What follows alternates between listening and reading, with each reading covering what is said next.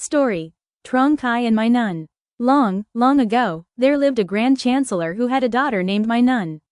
She was extraordinarily beautiful and lived in a tower inside the royal palace, right beside a river.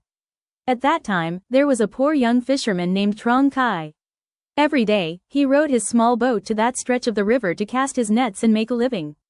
While fishing, he often sang. His voice was so beautiful that it drifted across the water and deeply touched my nun's heart. From her tower, she listened and slowly fell in love with his singing. One day, Truong Kai went fishing on another part of the river. Without hearing his voice, my nun became restless and sad. She waited and waited, but the singing never returned. Soon, she fell ill. The chancellor hurriedly invited many doctors to examine her and prescribe medicine. She took many remedies, but her condition did not improve. After questioning the servants, the chancellor finally learned that his daughter was lovesick. The doctors advised him to invite the fisherman to the palace. Truong Kai was brought to see my nun. He wore a conical hat that covered his face. My nun begged him to reveal himself, and only after she ordered him to do so did Truong Kai lift his hat. But when she saw his face, my nun was deeply disappointed. Truong Kai was far from handsome. Her dream shattered. She sent him away and from that moment on, no longer cared for him. As for Truong Kai, after seeing my nun's great beauty, he secretly fell in love with her. Feeling ashamed of his poor and humble status, he became heartbroken and lost all desire to work. He sang sadly, "If in this life our love cannot be fulfilled, then may we meet again in another life, with a kinder fate."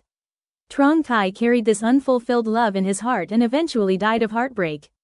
After some time, no one heard his singing on the river anymore. My nun missed the voice and asked around, only to learn that the fisherman had died. She ordered a tall grave to be built for him.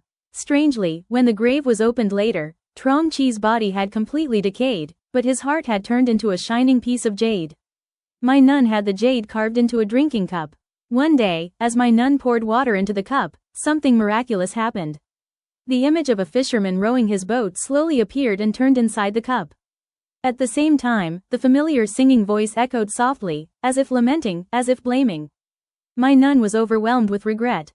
A single tear fell from her eye into the cup, and suddenly, the jade cup melted and turned into water. Lessons from the story 1. Outer beauty does not decide everything. My nun was first attracted only by Truong Kai's beautiful voice and imagined him to be handsome. When she saw his appearance, she rejected him. Lesson. Physical beauty is only a small part of who a person is. True worth lies in talent, character, and a sincere heart. 2. True love knows no boundaries of wealth or status. Though poor and humble, Truong Kai loved my nun deeply and sincerely. Lesson. Love does not depend on social class or wealth. It can arise between people from very different backgrounds. 3. Regret often comes too late. My nun realized the value of Truong Kai's love only after he was gone. Lesson. We should cherish what we have before it is lost. 4. The importance of sincerity. Even after being rejected, Truong Kai remained sincere and held no hatred. Lesson. Sincerity in love is precious and deserves respect. 5. The unfairness of fate. The story ends with Truong Kai's tragic death and my nun's lifelong regret. Lesson. Life is not always fair, and sometimes we must face loss and suffering.